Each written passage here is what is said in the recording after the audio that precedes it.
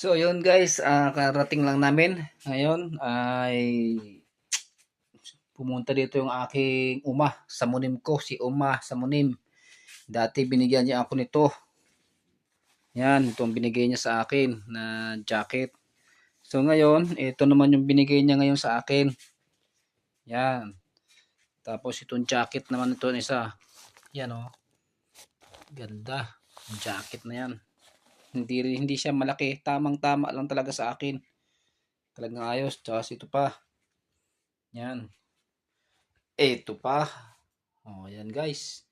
Kaya talagang binigyan niya ako kasi kawawa naman si Kahatot. Walang mga damit si Kahatot. Anong damit ni Kahatot? Oh, ilang damit ni Kahatot. Tsaka yan, panlaot. Wala talaga.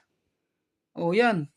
Pulubin-pulubi talaga si Kahatot. Kaya yan, binigyan ng damit ni Samunem.